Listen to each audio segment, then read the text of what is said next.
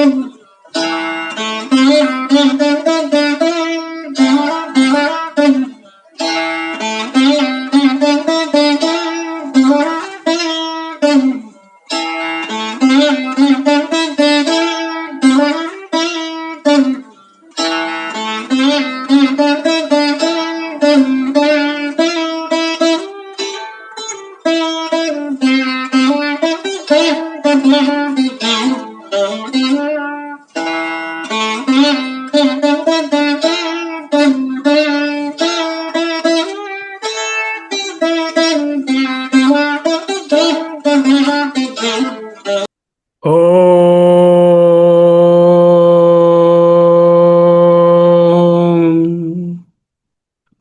గురుభ్యో నమః. మాండిక్యోపనిషత్తు గౌడపాదీయ కారికా సమేత శ్రీమద్ శంకర భగవత్పాదకృత భాష్య సమేత 155వ భాగంగా అధ్యయనం చేస్తున్నాము. ఇప్పుడే అలాత శాంతి ప్రకరణము పోయిన ఎపిసోడ్లో ఆరంభమైనది గురువారం నాడు. ఈరోజు మొదటి కారికను చూస్తాం. పోయినసారి సంబంధ భాష్యాన్ని చూశాము. ఈరోజు మొదటి కారికను చూస్తాం. మొదటి కారిక చూచే ముందు సంబంధ భాష్యంలోని ముఖ్యాంశాలను ఒక్కసారి చదువుకొని పునర్వీక్షించుకొని సంబంధ భాష్యంలోనికి పోతాం. 1వ అధ్యాయం ఏం చెప్పింది? ఆగమ ప్రకరణం.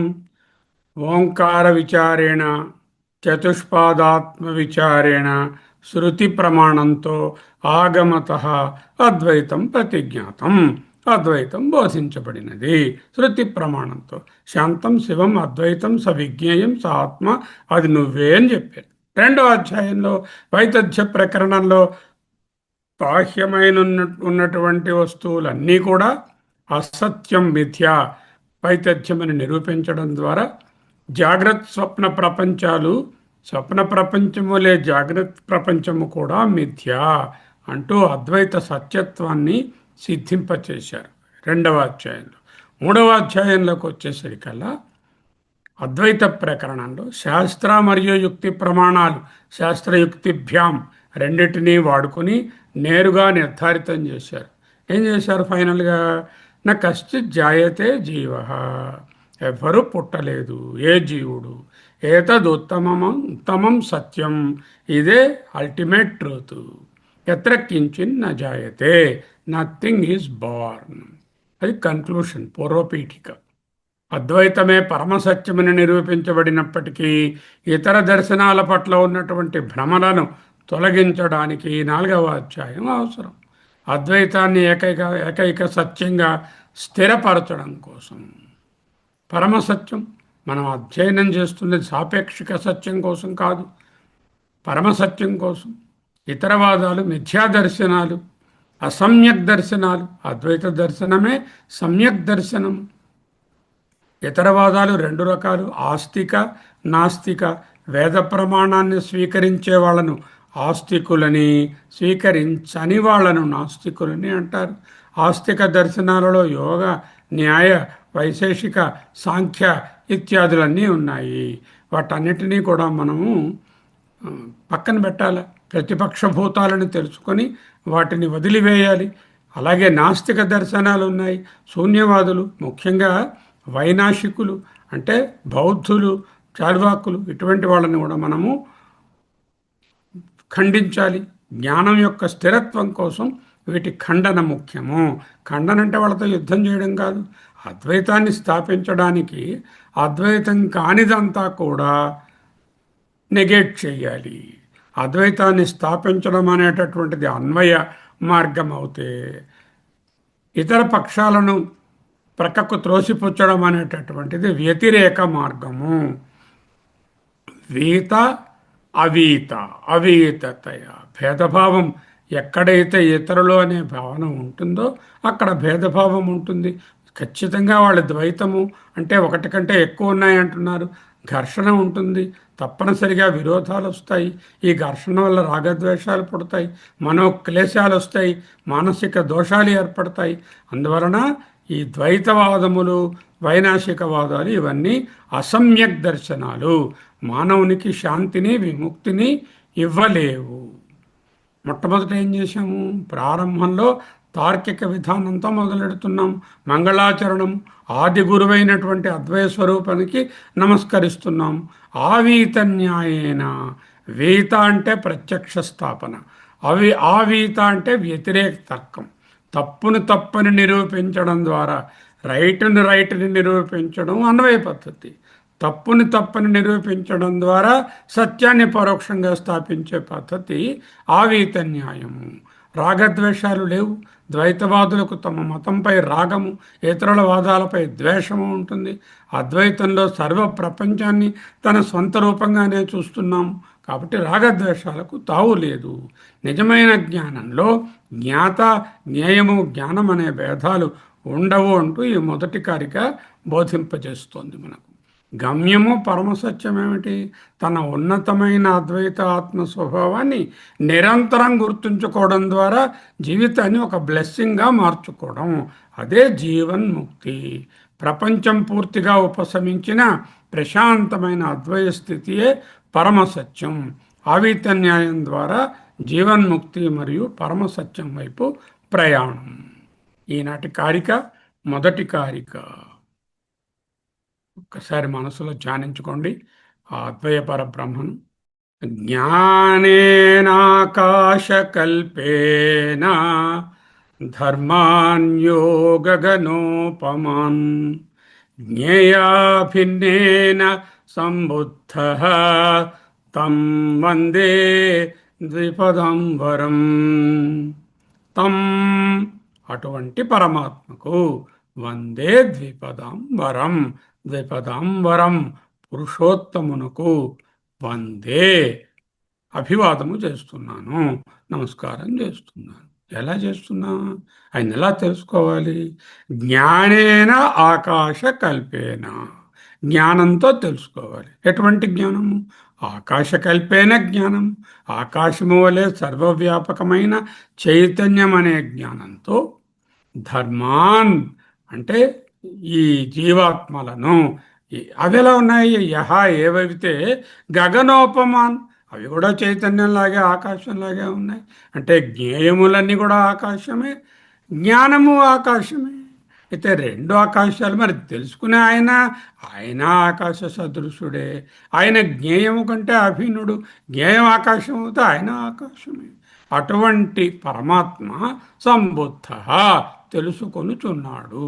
ఏది ఎవరైతే జ్ఞానము చేత ఆకాశము వలె విస్తృతమైన సర్వవ్యాపకమైన ఆకాశము వంటి జ్ఞానం చేత ఆకాశము వలె సర్వవ్యాపకమైన జీవభావం పోయినటువంటి జీవాత్మలను లేక జీవాత్మను ధర్మాన్ జ్ఞేయమునకు అభిన్నమైన అంటే చూస్తున్నటువంటి వస్తువే చూచేటటువంటి జ్ఞాత అనే భావంలో ఇది కూడా సర్వవ్యాపకమైన చైతన్యంతో సంబుద్ధ తెలుసుకుంటున్నాడు.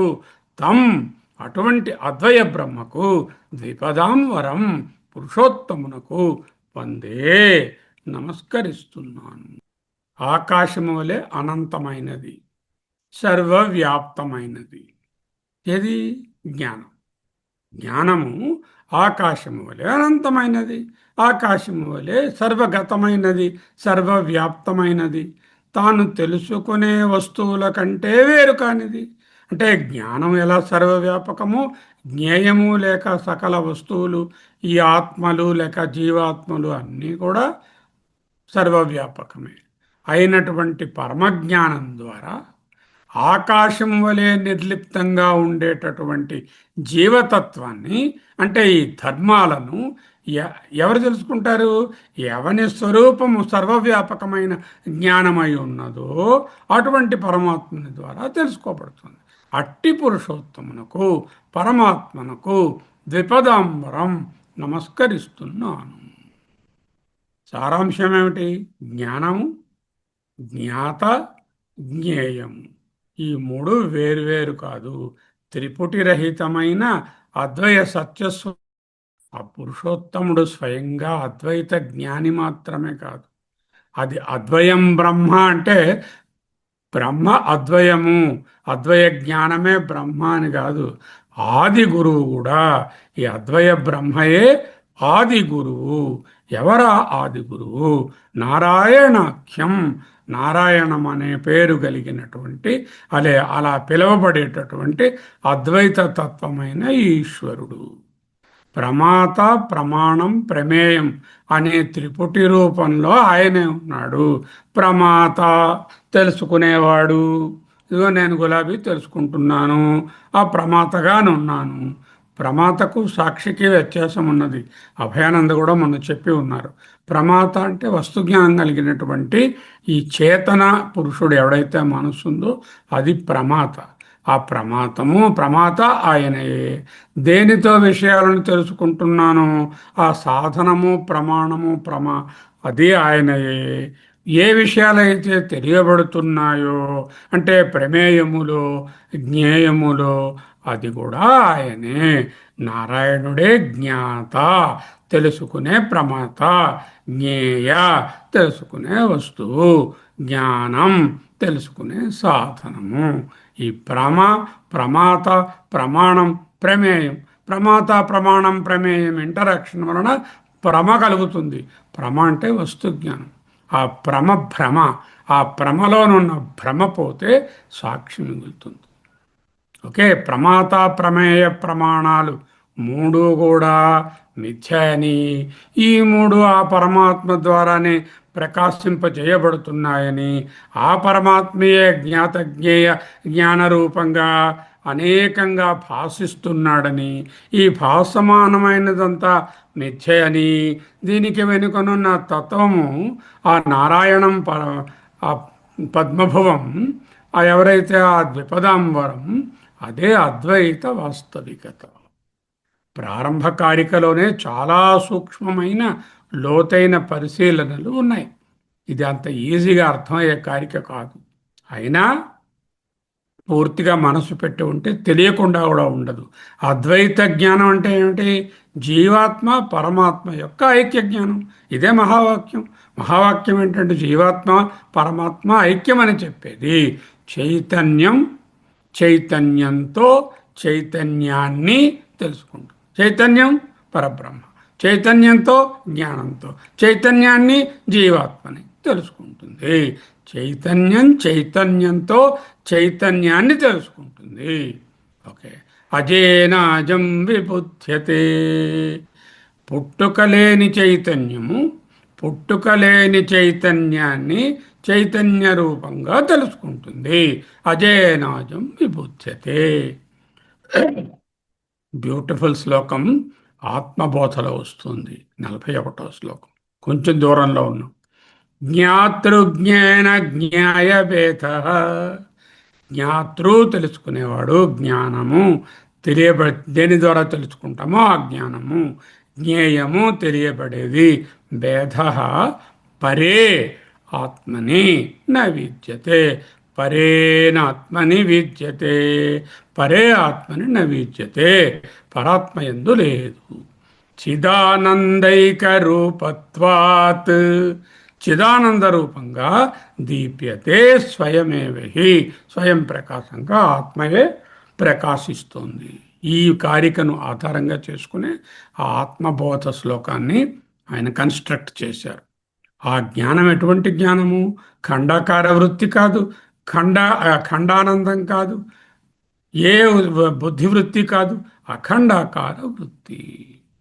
సరే, 3:33లో ఇంచుమించు ఇలాగే చెప్పినట్టున్నారు. మళ్ళీ ఇక్కడేమిటి ఇదే చెప్తున్నారు? అక్కడ జ్ఞేయం జ్ఞానం తర్వాత జ్ఞాతృ భేదాలు లేవని బోధించారు. ఇది ఒక్కసారి ఆ కారికను చూద్దాం. అకల్పకమజం జ్ఞానం జ్ఞేయా భిన్నం ప్రచక్షతే. బ్రహ్మజ్ఞేయమజం నిత్యం అజేనాజం విబుధ్యతే. అకల్పకం అజం అంటే కల్పనలు లేనిది, అంటే మిథ్య లేనిది. అజం పుట్టుక లేనిది. అదే జ్ఞానం, అదే జ్ఞేయం కన్నా వేరు కాదు. జ్ఞానం జ్ఞేయా భిన్నం ప్రచక్షతే. మహాత్ములు చెప్తున్నారు. ఇది ఏమిటది? బ్రహ్మ జ్ఞేయం. అటువంటి బ్రహ్మను తెలుసుకోవాలి. ఏదైతే జ్ఞానజ్ఞేయముల కంటే వ్యతిరేక్తము కాదో ఆ బ్రహ్మయే తెలియవలసినది. ఎటువంటిది ఆ బ్రహ్మ? అజం బ్రహ్మ, పుట్టుకలేని బ్రహ్మ. నిత్యం అంటే త్రికాలాబాధ్యం, సత్యం ఎటర్నల్, అజేన అజం విబుధ్యతే. చైతన్యంతో చైతన్యాన్ని చైతన్య స్వరూపంగా తెలుసుకోవడం అని చెప్పారు. ఎవరి దృష్టిలో? అక్కడ సాధకుని దృష్టికోణంలో చెప్పారు. సాధకుడు అనేవాడు ఒకడు ఉన్నాడుగా. ఇంకా బ్రహ్మ అవడానికి ముందు, బ్రహ్మభావాన్ని పొందడానికి ముందు వాడు ఎలా చూస్తాడు? ఇదిగో నా జ్ఞానం, నిర్విశేష జ్ఞానం ఏదైతే సకల సవిశేష జ్ఞానాలను ప్రకాశింపచేస్తుందో ఆ నా చైతన్యం జ్ఞేయములు, ఈ కనిపిస్తున్న సర్వమును ప్రతిఫలింపచేస్తుంది. ఇటువంటి రెండిటిని, నన్ను, నా జ్ఞానాన్ని, ఈ శరీరాదులు, వస్తువులు, ప్రపంచము అనే జ్ఞేయాలను కూడా ఏదైతే పవరిస్తుందో, వీటికంటే ఏది వేరు కాదో అటువంటి బ్రహ్మను తెలుసుకోవాలి అంటూ, తెలుసుకున్నాను విబుధ్యతే అంటూ సాధకుని దృష్టికోణంలో చెప్పారు. అంటే త్రిపుటి లేదు అక్కడ కూడా. సాధకుడి దృష్టిగా బ్రహ్మ, జ్ఞేయమైన నేను, ఈ ప్రపంచము, తెలుసుకునే జ్ఞానము ఒక్కటే అని తెలుసుకున్నాడు. ఇక్కడేంటంటున్నారు? త్రిపుటి లేని అద్వయ జ్ఞానము 14వ కారికకు తేడా ఏమిటి? అక్కడ జీవాత్మకు అద్వయ జ్ఞానం వచ్చింది, ఇక్కడ పరమాత్మయే అద్వయ జ్ఞాన స్వరూపము అని చెప్తున్నాం. ఎటువంటి పరమాత్మ? ఆయనే జ్ఞాత, ఆయనే జ్ఞేయము, ఆయనే జ్ఞానం. ఆకాశతుల్య, నిత్యమైనది, సర్వవ్యాపి, అసంగం. 33వ కారిక 3వ అధ్యాయంలో from the standpoint of the సాధక. 4లో మొదటి కారిక from the standpoint of the పరబ్రహ్మ. రెండున్నాయా? సాధకుడుగా ఉన్నప్పుడు ఉంటాయి, సాధకుడు అయిపోయిన తర్వాత అదే ఇదని తెలిసిన తర్వాత మరి రెండు ఉండవు. ఓకే. ఆకాశము వంటి చైతన్య పరమాత్మ. ఎటువంటి పరమాత్మ? ఆకాశము వలె సర్వవ్యాపకమైన, సర్వగతమైనటువంటి, ఏ విధమైన సంగము లేనటువంటి నిర్మలమైనటువంటి పరమాత్మ. ఆకాశము వంటి చైతన్య జీవాత్మను, ఈ జీవాత్మ కూడా జీవభావన వదిలేశాడు. అంటే వీడు కూడా చైతన్యము, అంటే కేవల చైతన్యం. ఈ చైతన్యం అలా, ఇది ఆకాశములే సర్వవ్యాపకమైనటువంటి జీవాత్మను ఆకాశము వంటి చైతన్య జ్ఞానంతో, ఆ జ్ఞానం ఎటువంటిది? పరిచ్ఛిన్నమైన జ్ఞానం కాదు, నిర్విశేష జ్ఞానము, సర్వవ్యాపకమైనటువంటి కాన్షియస్నెస్, అబ్సల్యూట్. అటువంటి జ్ఞానంతో తెలుసుకుంటుంది. అంటే చైతన్యం చైతన్యంతో చైతన్యాన్ని తెలుసుకుంటుంది. ఆత్మజ్ఞానంలో త్రిపుటి ఉండదు. అద్వైత జ్ఞాన స్వరూపమైన అట్టి నారాయణ అని పేరు కలిగిన వానికి సాష్టాంగ నమస్కారం చేస్తున్నాను, ఆరాధిస్తున్నాను. వందే అనుంది, అహం వందే అని లేదు. నేను నమస్కరిస్తున్నాను అని లేదు. ఎవరు వందే? ఎవరు ఆరాధిస్తున్నారు? ఎవరు ఈ ప్రార్థన చదివితే వాళ్ళు ఆరాధిస్తున్నారు. ఎప్పుడు అలా ఆరాధించగలరు అద్వైతాత్మను? వాళ్ళు అద్వైత తత్వంగా ఉంటేనే అలా ఆరాధించగలరు. అంటే ఆరాధిస్తున్నది కూడా ఆ అద్వయమే, ఆ అద్వయ తత్వమే. ఆకాశ కల్పేన అనుంది ఫస్ట్ మాట. కారికలో ఏమిటి మొట్టమొదటి మాట? ఆకాశకల్పేన జ్ఞానేన, ఆకాశకల్పము వంటి జ్ఞానముతో.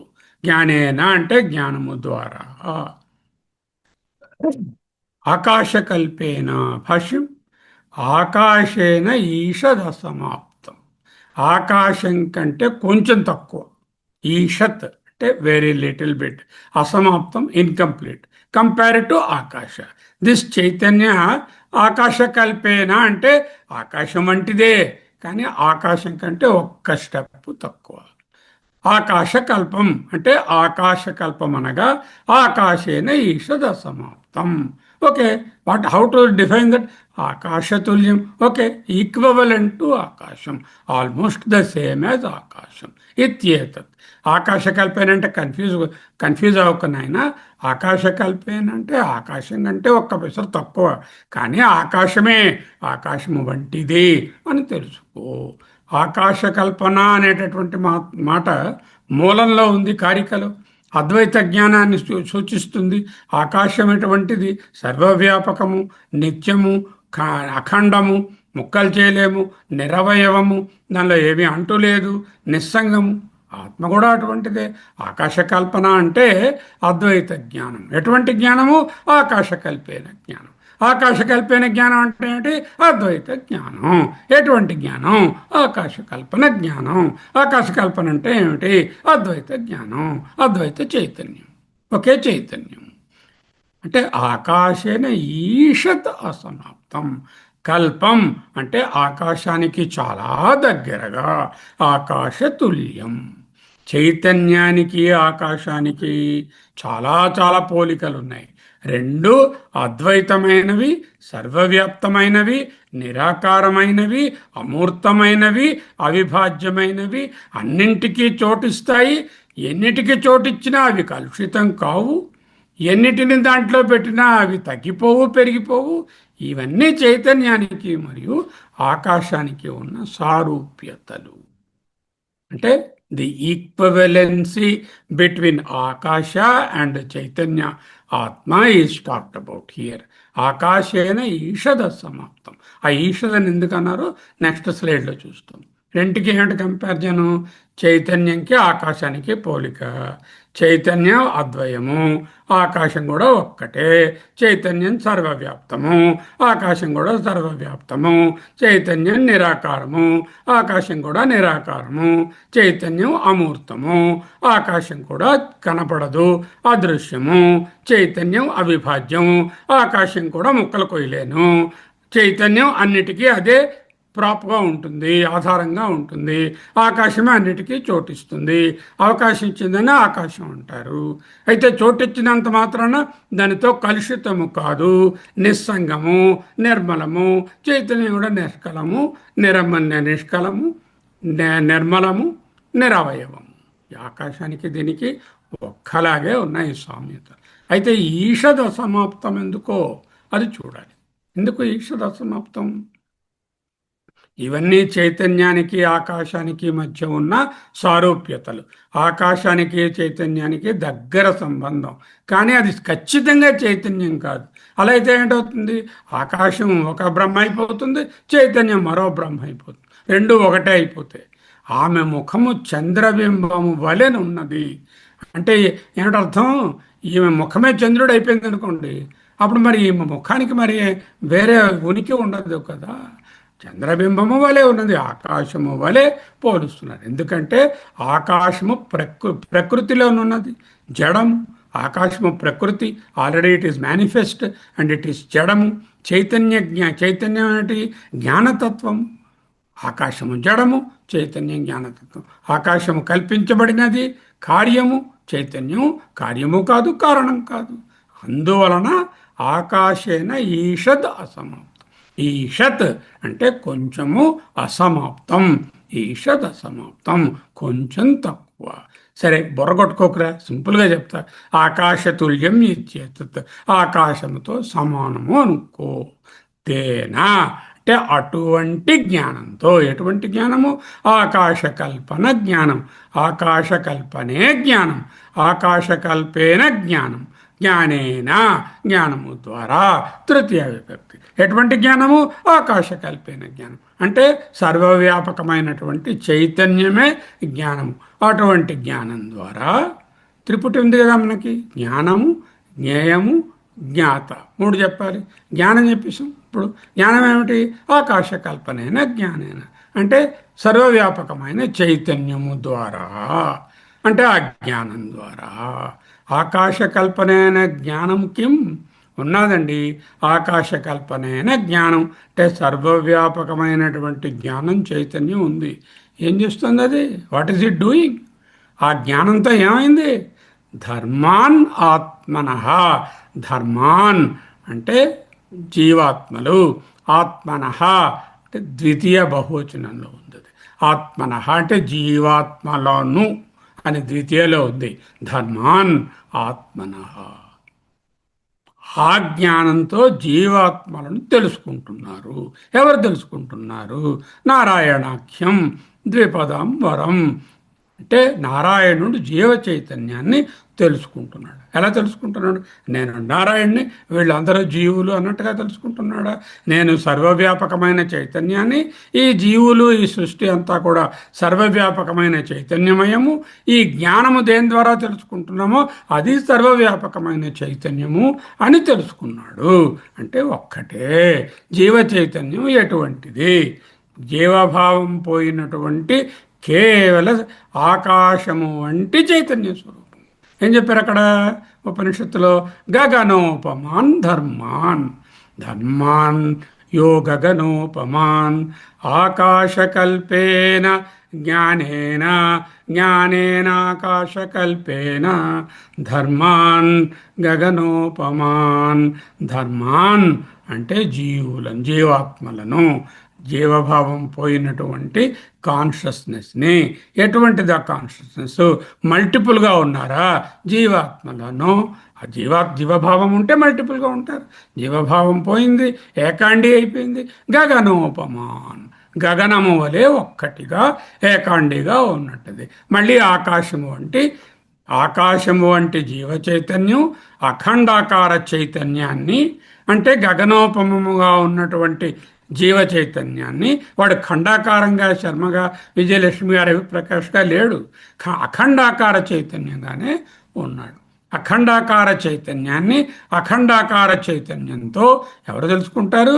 అఖండాకార రూపమైనటువంటి చైతన్య స్వరూపము తెలుసుకుంటుంది. కిం, దేనిని తెలుసుకుంటోంది? ధర్మాన్ అంటే ఆత్మనహర. ధర్మాన్ అంటే ధర్మములను.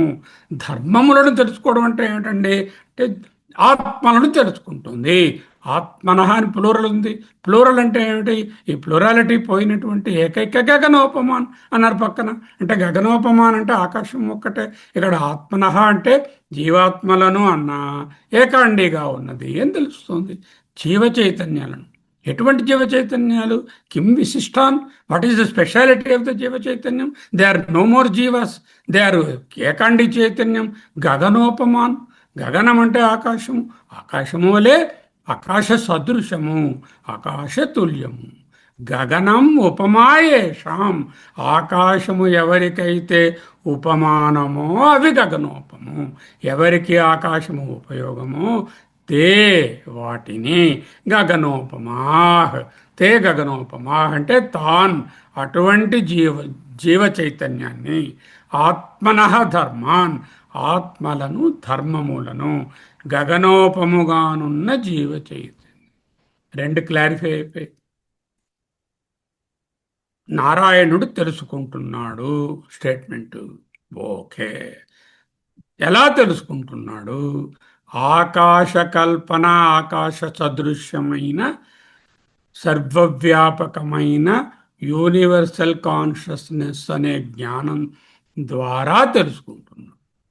నారాయణుడు ఆ జ్ఞానాన్ని ఉపయోగించి దేన్ని తెలుసుకుంటున్నాడు? కిం విశిష్టాన్, ఏ విధమైనటువంటి దాన్ని తెలుసుకుంటున్నాడు?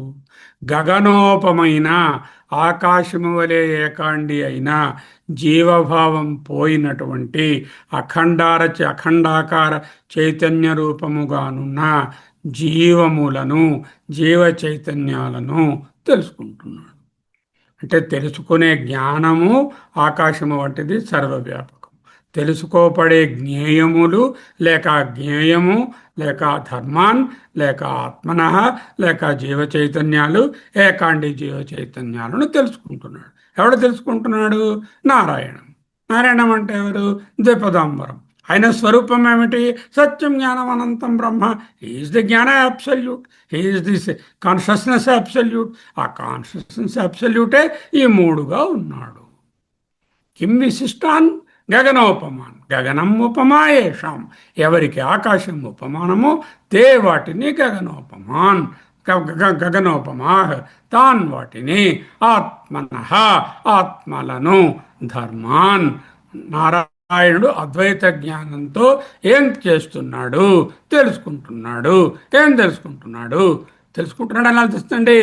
రెండో లైన్లో సంబుద్ధ అని ఉంది. ద్విపదాంబరం సంబుద్ధ. ఆ ద్విపదాంబరం పరబ్రహ్మము పరమ పురుషోత్తముడు సంబుద్ధ తెలుసుకుంటున్నాడు. దేన్ని తెలుసుకుంటున్నాడు? ధర్మాన్ సంబుద్ధ.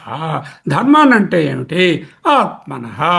ఆత్మన అంటే ఆత్మన్ అనేటటువంటిది నపుంసకలింగ శబ్దం. నపుంసకలింగ శబ్దం తాలూకా ద్వితీయ విభక్తిలో బహువచనం. ఏకవచనం ఎలా ఉంటుంది? ఆత్మానం అంటే ఆత్మను, ఆత్మానౌ రెండు ఆత్మలను, ఆత్మనః అనేక ఆత్మలను. అంటే ద్వితీయ బహువచనం. ఆత్మన్ శబ్దము యొక్క ద్వితీయ బహువచన నకారాంత ఇన్నని పొల్లుంది కదా, పుల్లింగ శబ్దము ఆత్మనః. వాక్యంతలుగా అర్థం ఏమిటండి? ఇంత కన్ఫ్యూజింగ్గా ఉంది. పరమాత్మ అద్వైత జ్ఞానంతో జీవాత్మలందరినీ తెలుసుకుంటున్నాడు. మీకు ఏ విధమైన కన్ఫ్యూషన్ అక్కర్లా, మిమ్మల్ని కూడా తెలుసుకుంటున్నాడు. ఎలా తెలుసుకుంటున్నాడు? విజయలక్ష్మి గానో నాగరత్నం గానో కమలగా తెలుసుకోవడం లేదు. సర్వవ్యాపకమైన చైతన్య రూపంగా మిమ్మల్ని తెలుసుకుంటున్నాడు. ఆత్మనః సంబుద్ధ. ఆత్మలను తెలుసుకున్నాడు. జీవాత్మలను పరమాత్మ ఎలా తెలుసుకున్నాడు? అభిన్నం, తనతో అభిన్నంగా. నేనే జీవాత్మ అని. ఇన్నాళ్ళు ఏం చేసాము? 33వ కారికలో జీవాత్మ నేనే పరమాత్మను తెలుసుకున్నాడు. ఇక్కడ పరమాత్మ ఏమిటంటే నేనే సకల జీవాత్మలు అని తెలుసుకుంటున్నాడు. అంటే పరమాత్మ ఈజ్ ద జ్ఞాన స్వరూప in which everything is known to him as the జీవస్ ఈజ్ ఆల్సో పరమాత్మ, ఈజ్ ఆల్సో కాన్షియస్. ఎవరు తెలుసుకుంటున్న సంబుద్ధ? ఎవరు తెలుసుకుంటున్నారు? ద్విపదాం వరం. ద్విపదాం నరులలో, రెండు కాళ్ళతో నడిచే వాటిలో, అంటే నరుల యందు, అంటే మనుషులు ఉపలక్షణం. సకల ప్రాణుల యందు వరం శ్రేష్టమైనటువంటి పురుషోత్తమ. పొడగంటిమయ్యా నిన్ను పురుషోత్తమ. నారాయణ, నారాయణుని. జ్ఞానేన జీవాత్మన సంబుద్ధ. నారాయణ, నారాయణుడు జ్ఞానేన జ్ఞానముతో, జ్ఞానము ద్వారా జీవాత్మన జీవాత్మలను, ధర్ములను సంబుద్ధ తెలుసుకుంటున్నాడు. ఎటువంటి జ్ఞానం? ఆకాశకల్పైన జ్ఞానం, సర్వవ్యాపకమైన చైతన్య రూపమనే జ్ఞానంతో. జీవాత్మన, ఎటువంటి జీవాత్మను? శర్మ, రవిప్రకాశ్, రమణమూర్తి అనేటటువంటి జీవాత్మలు కాదు కదా. జీవభావము పోయినటువంటి గగనోపమం ధర్మాన్, అంటే ఆకాశము వలె ఏకాండీగా ఉన్నటువంటి తాన్, వాటిని గగనం ఉపమాయేషాం తే గగనోపమ. తాన్ అటువంటి జీవాత్మను కేవల చైతన్యంగా తెలుసుకుంటున్నాడు. జీవాత్మ కూడా ఆకాశంతో సమానమైనది. గగనోపమ జ్ఞానం, ఆకాశకల్పన. జీవాత్మ లేక ధర్మ లేక ఆత్మన గగనోపమ. తెలుసుకోవడానికి జ్ఞానం కావాలి. తెలుసుకోబడుతున్న జీవాత్మలు ఉన్నాయి, తెలుసుకున్న నారాయణుడు ఉన్నాడు. అన్నీ గగనోపమే, అన్నీ ఆకాశంతో సమానమే, అన్నీ సర్వవ్యాపకమే. గగనోపం అంటే ఈషద్ కొంచెంగా తక్కువ. అంటే ఏంటి? ఆకాశం పరమాత్మ కన్నా కొంచెం తక్కువ. ఎందుకు? ఆకాశం జడము, ఆకాశం పుట్టింది, ఆకాశము సంభూతిలో ఉంది. జీవుడు అంటే పరమాత్మ చైతన్యము సంభూతిలో లేడు, అజం. అటువంటి డిఫరెన్స్ తప్ప మిగతా ఎన్నో సామ్యాలు ఉన్నాయి. అటువంటి చైతన్యంతో తెలుసుకుంటున్నాడు. ధర్మ అనే పదానికి సందర్భోచిత అర్థం అంటారు. పదమునకు వాచ్యార్థము, లక్ష్యార్థము, సందర్భార్థం. వాచ్యార్థం అంటే వర్డ్ మీనింగ్, రూఢి, ప్రసిద్ధమైనటువంటి మీనింగ్. లక్ష్యార్థం అంటే అది దేన్నో ఇండైరెక్ట్గా, ప్రెగ్నెంట్గా, డీప్గా, గహనంగా ఏదో చూపిస్తోంది, అది లక్ష్యార్థం. సందర్భాన్ని బట్టి అర్థం. ఫర్ ఎగ్జాంపుల్ ఆత్మ అన్నాం అనుకోండి. ఆత్మ అంటే శరీరం, ఆత్మ అంటే సచ్చిదానందాత్మ, ఆత్మ అంటే మనస్సు, ఆత్మ అంటే స్వయం. ఎన్నో అర్థాలు సందర్భాన్ని బట్టి వాడాలి. అంటే అలాగే విద్య అన్నాం అనుకోండి. ఒక చోట అది జ్ఞానమా, ఇంకో చోట ఉపాసన. సందర్భాన్ని బట్టి ఇది విద్య అంటే జ్ఞానమా లేకపోతే ఉపాసన అని తెలుసుకుంటున్నాం.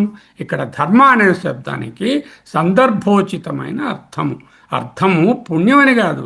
ధర్మం అంటే ఏమిటి? ఏది చేస్తే పుణ్యం వస్తుందో అది ధర్మం.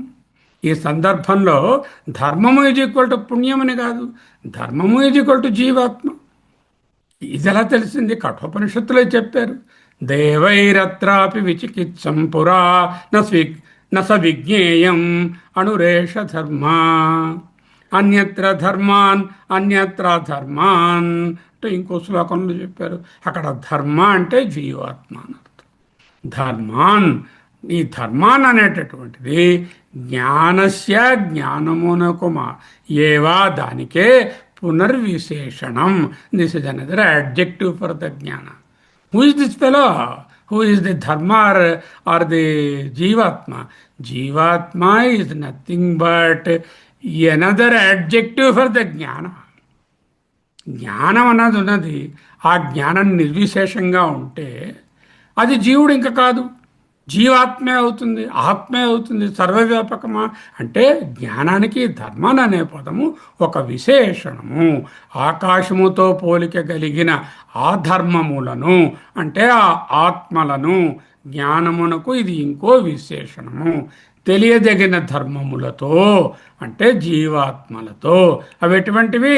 జ్ఞేయ భిన్నం, భేదము లేని జ్ఞానం. అంటే జ్ఞేయములలో ఆ జ్ఞానము ఈ జ్ఞేయము అభిన్నం, రెండు ఒక్కటే.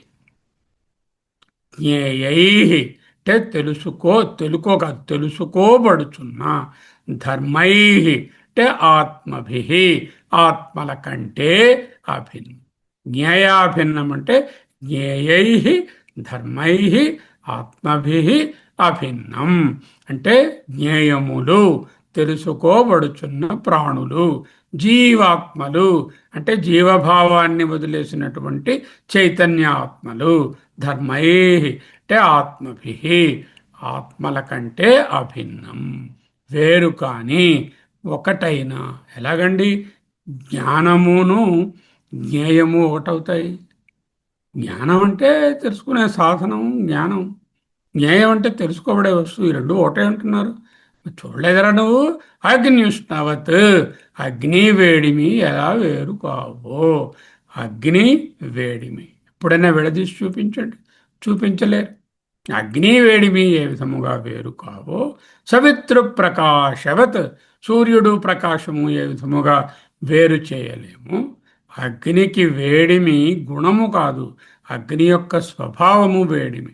సవిత్రునకు ప్రకాశము గుణము కాదు, సవిత్రునికి ప్రకాశము స్వభావము. గుణమైతే వచ్చిపోతుంది. ఫర్ ఎగ్జాంపుల్, నేను లావుగా ఉన్నాను, గుణము. గట్టిగా ఎక్సర్సైజ్ చేసి డైటింగ్ చేస్తే సన్నంగా అవుతాను. లేకపోతే ఇంకో ఆయన జబ్బేదో వస్తే సన్నంగా అయిపోతాడు. గుణము. స్వభావము మారదు. సవితృ ప్రకాశవచ్చ, సూర్యుడు ప్రకాశము ఎలా వేరుకావో, అగ్నిష్ణవత్ అగ్ని వేడిమి ఎలా వేరుకావో, అలాగే జ్ఞేయము జ్ఞానము ఒక్కటే. జ్ఞేయై అంటే తెలుసుకోబడుచున్న, ధర్మై ఆత్మభి జ్ఞానస్య జ్ఞానము కంటే పునర్విశేషణం, జ్ఞానమునకే ఇంకొక మాట, ఇంకొక విశేషణం. జీవాత్మలు జ్ఞానము అభిన్నం. జీవాత్మకు జ్ఞానం జ్ఞాన విషయం. జీవాత్మ ఉన్నాడు, మనం జీవాత్మగా ఉన్నాం. నాకు జ్ఞానంలో నేను తెలుసుకోవాలి. ఏం తెలుసుకుంటా? జ్ఞానం వస్తే పరమాత్మను తెలుసుకుంటాను. సవిశేషంగా ఉంటే పరమాత్మను తెలుసుకోను. గులాబీని తెలుసుకుంటాను, టేబుల్ తెలుసుకుంటాను, అన్నాన్ని తెలుసుకుంటాను, మిత్రులను తెలుసుకుంటాను. జీవాత్మలో జీవభావాన్ని వదిలేస్తే ఆత్మభావంలో ఉంటే జ్ఞాన విషయమైనటువంటి పరమాత్మను తెలుసుకుంటారు. మరి పరమాత్మ ఏమని తెలుసుకుంటారు? ఆయన జ్ఞాన విషయమైన జీవాత్మను తెలుసుకుంటాడు. అయితే జీవాత్మనంటే మన పేర్లు ఉన్నటువంటి ఒక్కొక్కరిని తెలుసుకుంటాడా? కాదు, మనలో ఉన్న చైతన్యంగా ఆయన మనం తెలుసుకుంటాడు. అంటే జ్ఞాన విషయం జీవాత్మకు జ్ఞాన విషయం పరమాత్మ, పరమాత్మకు జ్ఞాన విషయం జీవాత్మ. ఈ రెండు ఎటువంటివి? అది ఆకాశము గగనోపమం, ఆకాశము వంటిది. ఇది ఆకాశము గగనోపమం. అద్వైత జ్ఞానము జ్ఞాన విషయమైన జీవాత్మ అంటే ప్రమేయం ఒకటే. ప్రమ అంటే జ్ఞానము, ప్రమేయం అంటే చూడబడేది, చూసేది జ్ఞేయ. అంటే జ్ఞేయములు జ్ఞానము ఒక్కటే అని చూపించు. ఓకే. జ్ఞేయై ధర్మై జ్ఞేయములు జీవాత్మలు. జ్ఞేయ అభిన్నం జ్ఞేయాభిన్నం జ్ఞానం. జ్ఞేయము కంటే జ్ఞానము వేరు కాదు. జ్ఞేయాభిన్నం జ్ఞానం. ఇప్పుడు రాస్తే ఈక్వేషన్ ఏమిటి? జ్ఞేయై, తెలుసుకోబడేవి, ఈజ్ ఈక్వల్ టు ధర్మై. ఉపనిషత్తులో ఉంది ఆ మాట, కారికలో. ధర్మై అంటే ఆత్మభి, ఆత్మలను. ఆత్మలను అంటే ఏమిటి? జ్ఞేయాభిన్నం, జ్ఞానం కంటే వేరు కాదు. ఈజ్ ఈక్వల్ టు జ్ఞానం. జ్ఞేయ ఈజ్ ఈక్వల్ టు జ్ఞానం. ఇవన్నీ ఒకటే చైతన్యం. నారాయణుడు తెలుసుకునేవి జీవాత్మలు, జీవాత్మ మరియు అద్వైత జ్ఞానము ఒక్కటే. ఎలాగా? అగ్నిష్ణవత్ సవితృ ప్రకాశవచ్చ. అగ్నికి ఉష్ణము, సూర్యునికి ప్రకాశము గుణములు కావు, వచ్చిపోయేవి కావు. గుణములు వచ్చిపోతూ ఉంటాయి. స్వభావము ప్రమా, జ్ఞానము ప్రమేయము, జ్ఞేయము ప్రమా నిర్విశేష చైతన్య జ్ఞానము, ప్రమేయము జీవభావం పోయినటువంటి ఏకాండీ చైతన్య స్వరూప ఆత్మ, రెండు ఒక్కటే. తేన జ్ఞేయాభిన్నేన జ్ఞానేన, అంటే జ్ఞేయముల కంటే వేరు కానటువంటి జ్ఞానము ద్వారా, తేన అంటే దాని చేత, దేని చేత? జ్ఞానం చేత. ఎటువంటి జ్ఞానం? జ్ఞేయాభిన్నేన జ్ఞానేన, దానితో. తేన అంటే దానితో, దేనితో? జ్ఞానంతో. ఏ జ్ఞానం? ఏదైతే జ్ఞేయము కంటే వేరు కాదో అటువంటి జ్ఞానం. అది ఎటువంటిది? ఆకాశకల్పేన, అంటే జ్ఞానేన ఆకాశకల్పేన. First part. రెండవ పార్ట్ ధర్మాన్యో అని ఉంది. ధర్మాన్ అంటే జ్ఞేయములు. ఎట్టివి? గగనోపమం. ధర్మాన్యో గగనోపమం. సరేనండి. ఆకాశము వంటి జ్ఞానము, గగనము వంటి జ్ఞేయం. ఎన్ని ఆకాశాలు అన్నాండి? గగనం అంటే ఆకాశం అంటే రెండు ఒకటేగా. అంటే జ్ఞానమే జ్ఞేయము, జ్ఞేయమే జ్ఞానము, జ్ఞేయాభిన్నం జ్ఞానం. జ్ఞానేన ఆకాశకల్పేన, ఆకాశము వంటి సర్వవ్యాపకమైన చైతన్య జ్ఞానంతో, జ్ఞేయాత్మ అంటే తెలియబడుతున్నటువంటి ఆత్మ, స్వరూప అవ్యతిరేక్తేన అంటే తనకంటే వేరు కాదు అనేటటువంటి విధంగా, గగనోపమాన్ అంటే ఆకాశంతో సరిపోలినటువంటి ధర్మాన్ ఆత్మలను ఎవరు తెలుసుకుంటున్నారు? ఆకాశము వంటి చైతన్య స్వరూపమైన నారాయణుడు సంబుద్ధ, నారాయణుడు తెలుసుకుంటాడు. దేన్ని తెలుసుకుంటాడు? గగనోపమాన్ ధర్మాన్ని తెలుసుకుంటాడు. ఆకాశం వంటి చైతన్య స్వరూపమైన ఏకాండీ జీవాత్మను తెలుసుకుంటాడు. ఎవరు తెలుసుకుంటారు? యహ, ఏ పరమ పురుషుడైతే తెలుసుకుంటాడో. సంబుద్ధ అని ఉంది. సంబుద్ధ అంటే ప్రథమ విభక్తిలో ఉంది.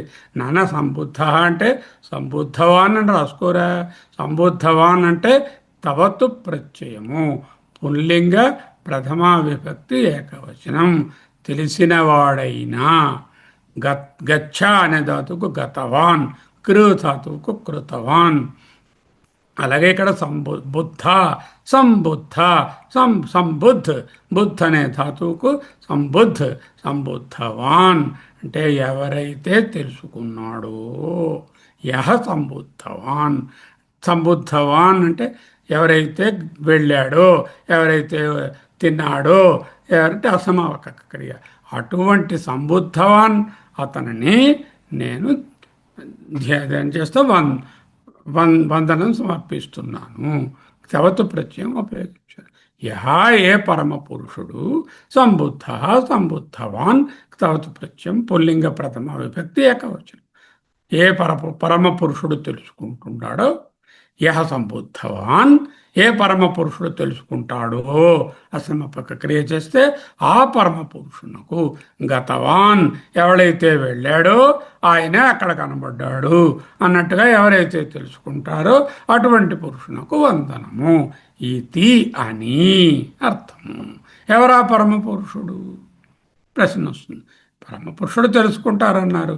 ఎవరా అయం అంటే ఈయనయే. అది చాలా దగ్గరగా ఉన్నదాన్ని అయం అంటాం. అయం అంటే ఈయనయే. అయం ఏవా, ఈయనయే నారాయణాఖ్య, నారాయణుడు అని పిలువబడే. నరులందరిలో వ్యాపించే ఉండేవాడు కాబట్టి నారాయణుడు అని పేరు. నారాయణ శబ్దానికి అదే అర్థం. నరులందరి యందు వ్యాపనశీలము కలిగి ఉన్న చైతన్యము నారాయణాఖ్యం.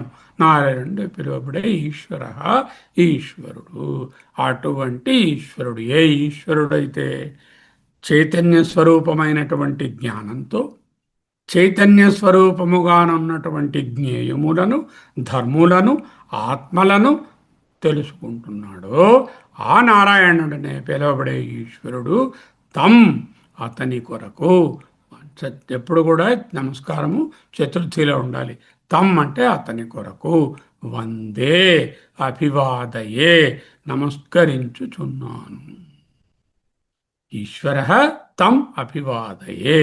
అటువంటి నారాయణాక్షుడైన ఈశ్వరునకు నమస్కారం. ఎవరు నమస్కరిస్తున్నారు? ఎవరు ఈ ప్రార్థన చేస్తున్నారో వారు. ప్రార్థన చేస్తున్నవాడు జీవభావం ఉంటే వాడి ప్రార్థన ఫలించదు.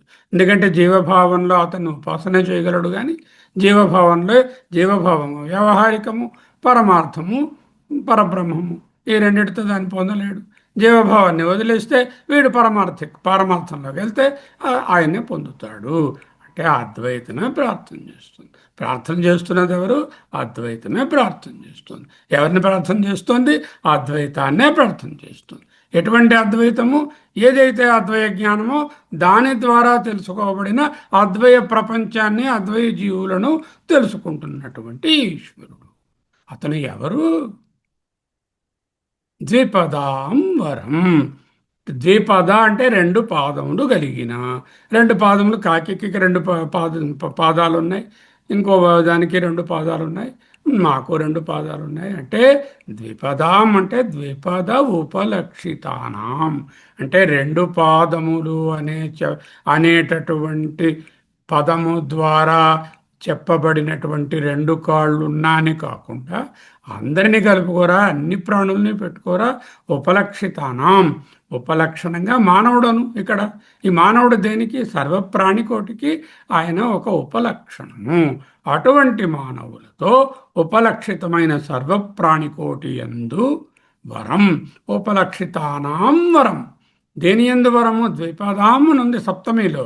అంటే ద్విపదాం అంటే ద్విపదులయందు అంటే మానవులయందు, ప్రాణికోటి యందు వరం ప్రధానం శ్రేష్టం. ప్రధానమైన వాని కొరకు, శ్రేష్టమైన తత్వము కొరకు, పురుషోత్తముని కొరకు. పురుషులలో ఉత్తమమైనది పురుషోత్తముడు. వందే అభివాదయే ఇత్యభిప్రాయ. ఇది సారాంశం. పురుషాణం సర్వేషాణం జీవానాం పురుషాణం వరం. పురుషాణం అంటే సర్వేషాం జీవానాం, అన్ని జీవుల్ని తీసుకో. పురుషాణం వరం పురుషుల యందు ఉత్తముడు, ప్రధానం. తుది అర్థం ఏమిటి?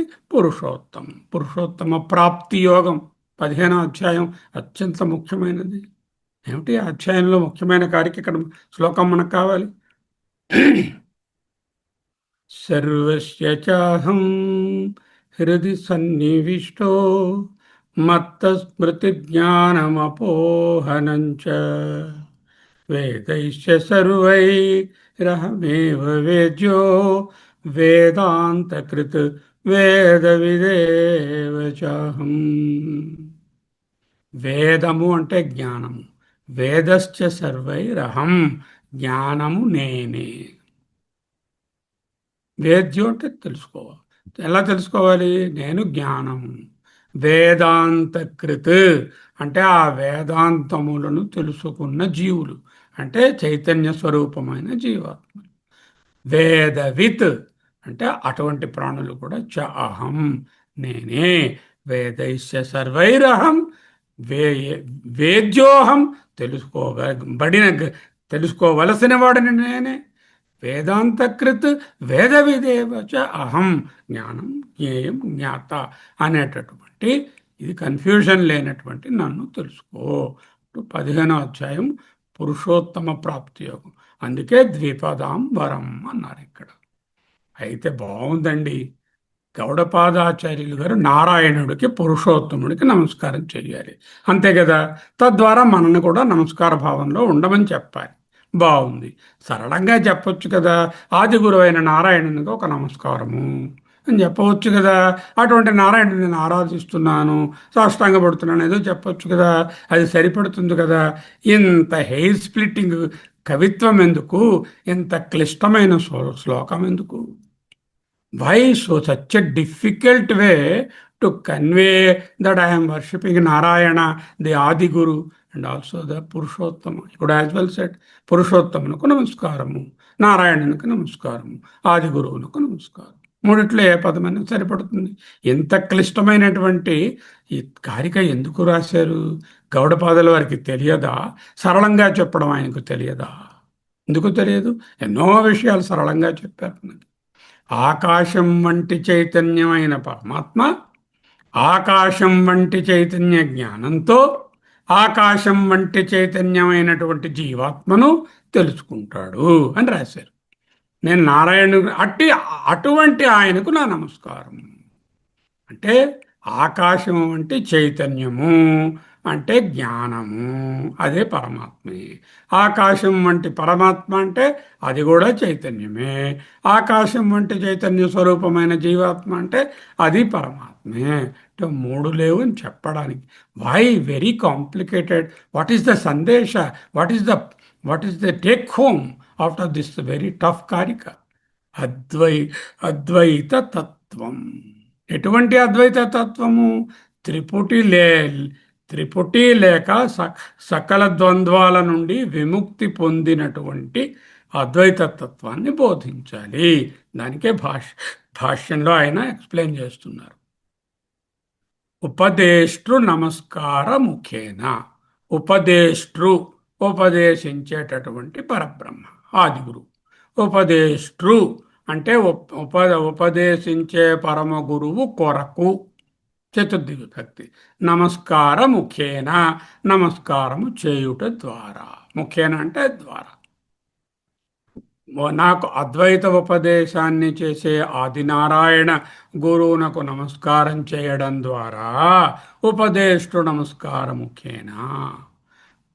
ఇహ ప్రకరణే తర్వాత వస్తుంది ఇక్కడ. ఇహ ప్రకరణే, ఈ ప్రకరణంలో 4వ అధ్యాయంలో ప్రతిపిపాదయిషితం, ప్రతిపాదించగోరి, with an intention of teaching. ప్రతిపాదయిషితం అంటే with the intention of teaching. ప్రతిపాదించగోరి, దేన్ని ప్రతిపాదించాలి? ప్రతిపాదయిషితం కిం? వాట్ ఈస్ టు బి ప్రతిపాదయిషితం ఏమిటి? ఉద్దేశించిన అంశం ఏమిటి? పరమార్థతత్వం. ఇహ ప్రకరణేన, ఈ ప్రకరణంలో ప్రతిపాదయిషితం అంటే ప్రతిపాదించగోరి. దేనిని ప్రతిపాదించగోరి? పరమార్థతత్వ దర్శనం, పరమసత్యమును చూపించాలి. పరమార్థతత్వము పరమసత్య నిరూపణ, పరమసత్యాన్ని చూపించాలి. ఎటువంటి పరమసత్యం? జ్ఞేయ జ్ఞాతృ భేదరహితం. అంటే జ్ఞాత జ్ఞేయ జ్ఞాన విభజన లేనటువంటి కేవలం ఒకే ఆకాశము వంటి చైతన్యము, అటువంటి దాన్ని నిరూపించాలి. ఎందుకు ఏం చేస్తున్నారు ఇక్కడ? ఉపదేష్టు నమస్కార ముఖేన. ఉపదేష్టు అంటే ఉపదేశం చేసేటటువంటి గురువు గారు, ఆది గురువు, నారాయణ గురువు, పరబ్రహ్మ, పురుషోత్తముడైన గురువు కొరకు నమస్కారముఖేన, నమస్కారం ద్వారా. ఇహ ప్రకరణేన, ఈ ప్రకరణంలో 4వ అధ్యాయంలో ప్రతిపిపాదయిషితం with the intention of teaching. What is the intention? ప్రతిపిపాదయిషితం కిం? పరమార్థతత్వం, పరమసత్యం. ఎటువంటి పరమసత్యం? జ్ఞాన జ్ఞేయ జ్ఞాతృ విభేదరహితం. జ్ఞాన నాలెడ్జ్, దేంతో తెలుసుకుంటున్నాము అది జ్ఞానం. జ్ఞేయం అంటే దేన్ని తెలుసుకుంటున్నాము, ఆ ధర్ములు లేక ఆత్మలు. జ్ఞాతృ అంటే ఆ పరబ్రహ్మము. భేదరహితము. ఎటువంటి పరమసత్యము? జ్ఞాన జ్ఞేయ జ్ఞాతృ భేదరహితం. జ్ఞాన జ్ఞేయ జ్ఞాత విభజన లేనిది, ఒకే ఒక గగనోపమం, ఆకాశ కల్పనం, ఆకాశము వంటి చైతన్యము. అద్వైత తత్వం ఎలా వెల్లడి చేస్తారు ఈ దీంట్లోని? ప్రతిపక్ష ప్రషిదేషేధద్వారేణ. ప్రతిపక్ష అంటే ద్వైతులు, వాయునాశికులు, వాళ్ళను ప్రతిషేధము, దూరంగా ఉంచడము, విడిచిపెట్టడము, ద్వారేణ అంటే ఆ మార్గం ద్వారా, ప్రతిపక్షవాదాలను ఖండించడం ద్వారా. ఏమిటా ప్రతిపక్షవాదాలు? ఆస్తిక, నాస్తిక. ఆస్తిక ఏవి? సాంఖ్య, యోగ, వైశేషిక, కణాద. నాస్తిక అంటే బౌద్ధ, చార్వాక ఇటువంటి వాళ్ళను, ద్వైతవాదాలను, నాస్తికవాదాలను ఖండిస్తూ ప్రతిపక్ష ప్రషిదే ప్రతిషేధద్వారేణ ప్రతిజ్ఞాతం భవతి, బోధించబడుచున్నది. ప్రతిజ్ఞాతం అంటే it is being stated. Stated అంటే it is being explained, it is being brought to illumination to you. ప్రతిజ్ఞాతం భవతి. అందుకని ఇంతటి పిహెచ్డి లెవెల్ నమస్కారపూర్వక కారిక. నారాయణునకు నమస్కారము, ఆది గురువునకు నమస్కారము, ద్విపదాంవరం పరమ పురుషునకు నమస్కారము. సరిపడింది కదా? ఎందుకు ఇంత కాంప్లికేటెడ్ కారిక? ఉపదేశులు నమస్కార ముఖ్యేనా ఆది గురువునకు నమస్కారం చేయుట ద్వారా ఇహ ప్రకరణే, ఈ ప్రకరణనందు ప్రతిపాదయిషితం, ప్రతిపాదించగోరినటువంటి పరమార్థతత్వ దర్శనం, పరమసత్యాన్ని. ఎటువంటి పరమసత్యం? జ్ఞానజ్ఞేయ జ్ఞాతృభేదరహితం, ఆ మూడు రకాల భేదాలు లేనటువంటి కేవల చైతన్యాన్ని, అద్వైతత్వాన్ని బోధించాలి. ఎలా బోధించడానికి ఈ కారికలు ఉన్నాయి? ఈ ప్రకరణంలో ప్రతిపక్ష ప్రతిషేధ ద్వారేణ, ఆస్తిక నాస్తిక ద్వైతవాదాలను ఖండించడం అనే మార్గం ద్వారా, అనే ప్రక్రియ ద్వారా ప్రతిజ్ఞాతం భవతి, బోధింపబడుతున్నవి. దానికి ఇంత కాంప్లికేటెడ్ కారిక రాశారు అంటూ భగవత్పాదులు వివరించారు. ఆయన చెప్పలే ఇది కాంప్లికేటెడ్గా ఉందని చెప్పలేదు, ఎందుకు కాంప్లికేటెడ్గా రాశానని చెప్పలేదు. కాంప్లికేటెడ్గా ఏం లేదు, సింపుల్గానే తెలుసుకోవాలి. ఏమిటా సింపుల్ స్టేట్మెంట్? ఇప్పుడు నారాయణునకు నమస్కారం, సర్వవ్యాపకుడైన నారాయణునకు ఆది గురువునకు నమస్కారం. సర్వవ్యాపకుడైన ఆది గురువైన ద్విపదాంబరం పురుషోత్తముడైన నారాయణునకు నమస్కారం. ఎటువంటి నమస్కారము? ఏ ఆది గురువు అయితే, ఏ పరమ పురుషుడైతే జ్ఞానస్వరూపమో, ఏ పరమ పురుషుడు జ్ఞేయస్వరూపము, ఏ పరమ పురుషుడు జ్ఞాతృస్వరూపము, ఎవరి యందు జ్ఞాత, జ్ఞేయము, జ్ఞానము అనే విభజన లేదో అటువంటి పరమ పురుషునకు నమస్కారం. సరే, ఒక్క నిమిషం ఇటువంటి పరమ పురుషుణ్ణి హృదయంలో ధ్యానించండి. విజువల్స్ చూపిస్తాను, ఇంకా బాగా సింక్ అవుతుంది. ఫలాత శాంతి ప్రకరణం మొదటి కారిక, మాండోక్యోపనిషత్తు, గౌడపాదీయ కారిక సమేత ద్వైతం నుండి అద్వైతం వైపు పయనం. పరమార్థతత్వ దర్శనానికి మరియు అద్వైత సత్యానికి ఒక దివ్యమైనటువంటి ప్రవేశిక. ద్వైతవాదాలను ఖండించి అద్వైతాన్ని స్థాపించడం. ద్విపదాంబరం పురుషోత్తమునకు ఆది గురువునకు ఉపదేష్టు నమస్కార ముఖ్యేన. ఆ ఉపదేష్ట ఎవరున్నాడు? ఉపదేష్ట అంటే గురువు. ఉపదేష్ట్రు అనేటటువంటిది చతుర్థి విభక్తి. ఆయన ఉపదేష్ట కొరకు అంటే ఉపదేష్ట్రు అంటే ద్విపదాంబరం ఆది గురువునకు ప్రణామం. ఎలాగా? జ్ఞానేనాకాశకల్పేన, జ్ఞానము చేత, జ్ఞానము ద్వారా. ఎటువంటి జ్ఞానము? ఆకాశకల్పేన జ్ఞానేన, సర్వవ్యాపకమైన చైతన్య రూపమైన జ్ఞానము ద్వారా. యో యహ ఎవరైతే ధర్మాన్ గగనోపమాన్, గగన ఉపమైన అంటే ఏకాండిగా ఉన్న ఆకాశము వలె ఉన్నటువంటి ధర్మములను, ఆత్మలను, జీవాత్మలను, జీవభావం పోయినటువంటి నిర్విశేష చైతన్య స్వరూపమైన ఏకాండీ జీవాత్మలను, జ్ఞేయము కంటే వేరు కాని జీవాత్మలను జ్ఞేయాభిన్నేన సంబుద్ధ తెలుసుకున్నారు. యహ ఎవరైతే తెలుసుకున్నారో తం అతనిని, అతని కొరకు వందే నమస్కరిస్తున్నాను. ఎవరాయన? ద్విపదాంబరం పురుషోత్తముడు.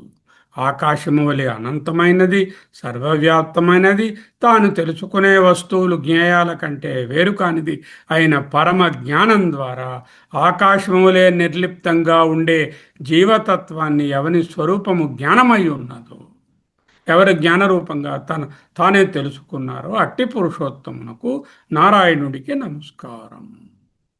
లోకమళ్ళి చదువుకోండి. జ్ఞానేనాకాశకల్పేన ధర్మాన్యోగగణోపమాన్ జ్ఞేయాభిన్నేన సంబుద్ధః తం వందే ద్విపదాంబరం. ఆకాశకల్పన జ్ఞానం ఆకాశాల వలె నిరాకారమైనది, పరిచ్ఛిన్నం లేనిది, అనంతమైనది, అసంగమైనది, నిష్కలమైనది, అవిభాజ్యమైనది. అటువంటి ఆకాశకల్పన జ్ఞానం. త్రిపుటి రహితం పరమాత్మ ఎటువంటి వాడు? ప్రమాత, తెలుసుకునేవాడు, ప్రమాణము, జ్ఞానము, ప్రమేయము, తెలుసుకోబడేది అనేవి వేరు కానటువంటి ఏకాండీయతత్వము అది. జ్ఞేయాభిన్నం ఏమిటి? తెలుసుకోబడే జీవాత్మ, తెలుసుకునే పరమాత్మ వేరు కాదు. జ్ఞేయం అంటే తెలుసుకోబడే జీవాత్మ, తెలుసుకునే పరమాత్మ అభిన్నం, వేరు కాదు. జీవాత్మ పరమాత్మతో అభిన్నం. ఆకాశేన ఈషద సమాప్తం అంటే ఆకాశకల్పం కానుంది. ఆకాశకల్పం అంటే ఆకాశం కంటే కొంచెం తక్కువ.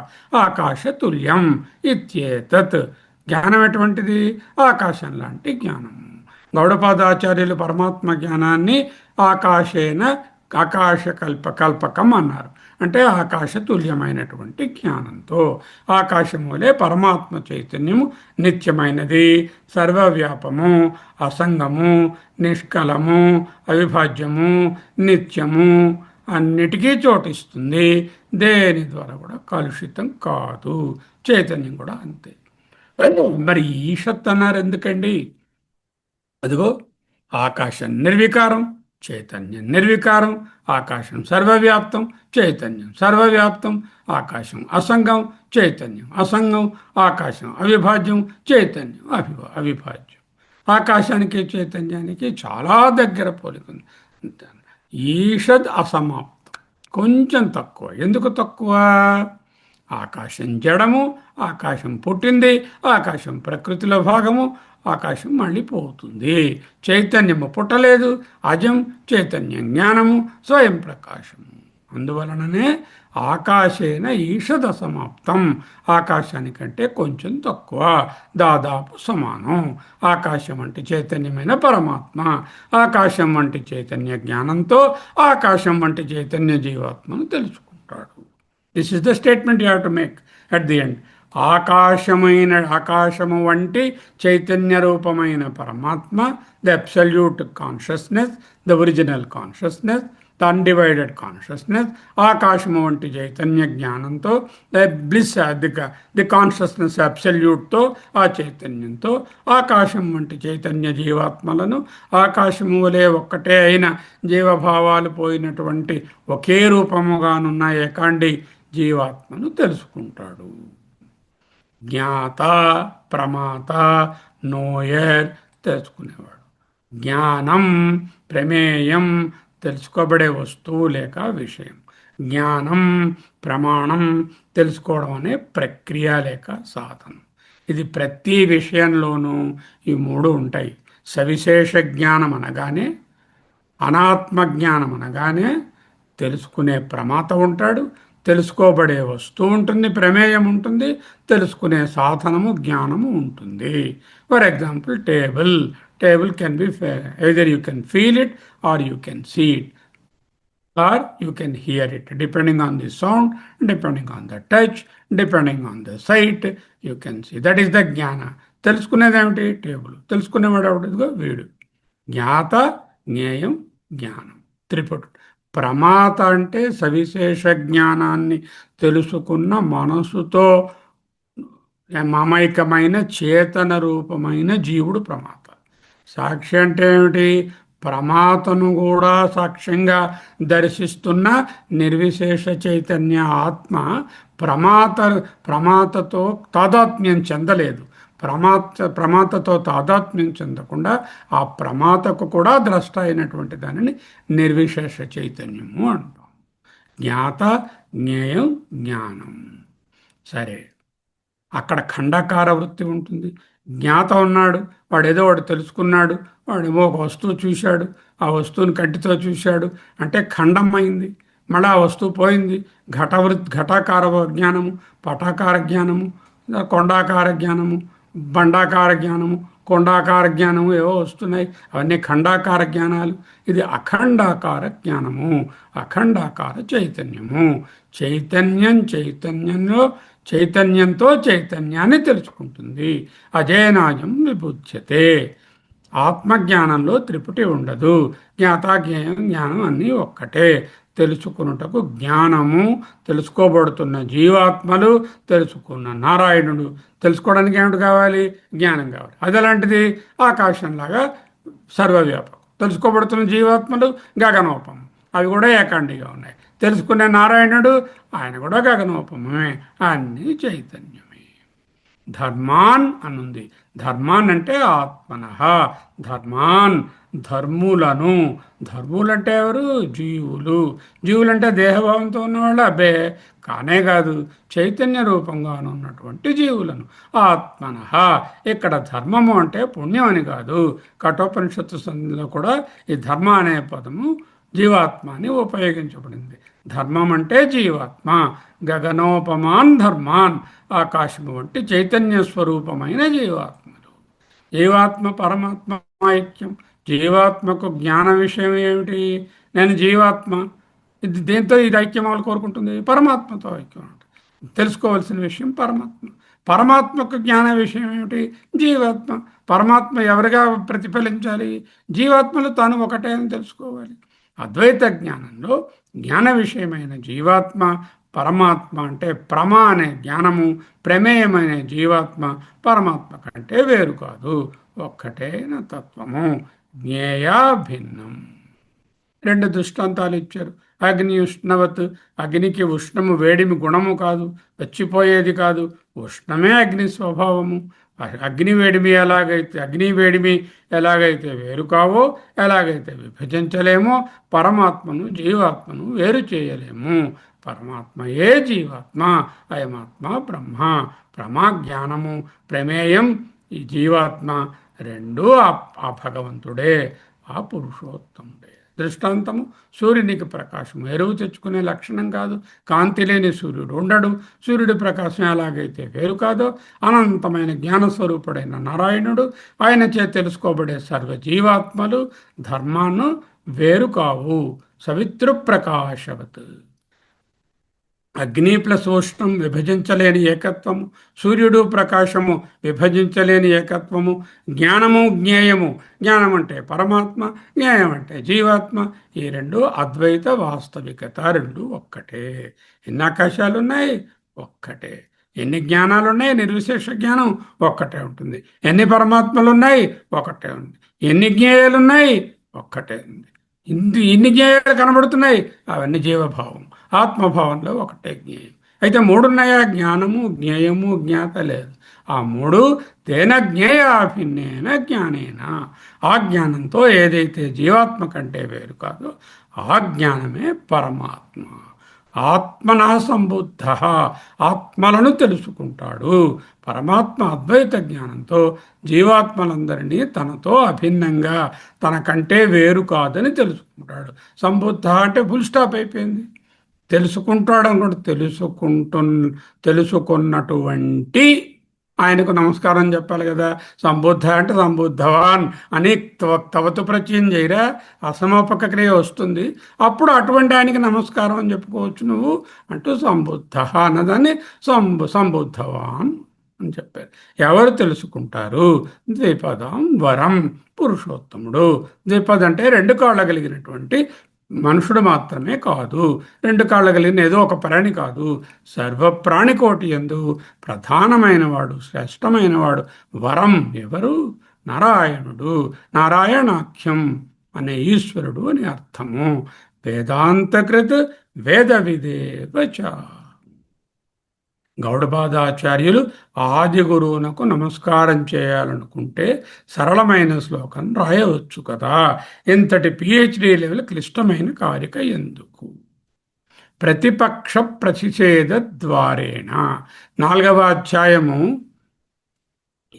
ఇహ ప్రకరణేన, ఈ ప్రకరణంలో ప్రతిపాదయిషితం బోధించగోరి, ప్రతిపాదించగోరి. దేనిని ప్రతిపాదించగోరి? పరమార్థ తత్వ దర్శనం, పరమాత్మ తత్వ దర్శనాన్ని బోధించగోరి. ఎటువంటి పరమార్థ తత్వ దర్శనము? జ్ఞాతృ జ్ఞేయ జ్ఞాన గ్రహితమైన పరమాత్మ తత్వాన్ని బోధించగోరి. ఉపదేష్టు నమస్కారముఖేనా, ఉపదేష్టు అంటే ఆది గురువు కొరకు నమస్కారము చేస్తున్న రూపంగా ఈ శ్లోకం రాశారు. దీనిలో ప్రతిపక్ష ప్రతిషేధ ద్వారేణ అద్వైతాన్ని ఎలా స్థాపిస్తారు? జ్ఞేయము జ్ఞాతాజ్ఞాతృ భేదాలు లేవని ప్రతిపక్షాలను ప్రతిషేధించరు. ఎవరా ప్రతిపక్షాలు? ఆస్తికులు, నాస్తికులు. వాళ్ళని ఖండించడం ద్వారా ఈ కారిక రాబోతుంది. ఈ నమస్కారపూర్వకమైన కారిక అద్వయ బ్రహ్మమునకు నమస్కారం చేసేవారు ఎవరు? అహం వందే, నేను నమస్కరిస్తున్నాను. అహం అంటే ఏమిటి? అహం అంటే అహమస్మి, అద్వయమే నమస్కరిస్తుంది. నమస్కరించేవారు ఎవరు? ఒక వ్యక్తి కాదని, ఒక తత్వం అని చెప్పడానికి సబ్జెక్ట్ పెట్టకుండా వందే అని గ్యాప్గా ఇంప్లైడ్గా వదిలేశారు.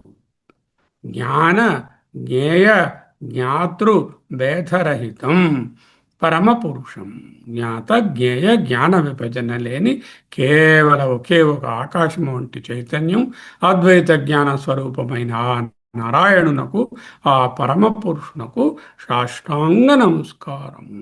అందరం కూడా ఈ సాష్టాంగ నమస్కారం చేసుకొని ఈనాటి అధ్యయనాన్ని చక్కగా ముగించుకుందాం. శ్లోకం చదువుకుందాం ఒకసారి. జ్ఞానేనాకాశకల్పేన ధర్మాన్ యోగగణోపమాన్ జ్ఞయా భిన్నేన సంబుద్ధః తం వందే ద్విపదాంబరం. తం వందే పరమపురుషం ద్విపదాంబరం. న చక్షుషా గృహ్యతే నాపి వాచ నాన్యైర్దేవై తపసా కర్మణా వా జ్ఞానప్రసాదేన విశుద్ధసత్వః తతస్తు తం పశ్యతే నిష్కలం ధ్యాయమానః. అహమస్మి అహమస్మి అహమస్మి సోహం సోహం అద్వైతోస్మి అయమాత్మా బ్రహ్మ అహం బ్రహ్మాస్మి తత్వమసి సోహం శివోహం శివోహం శివోహం.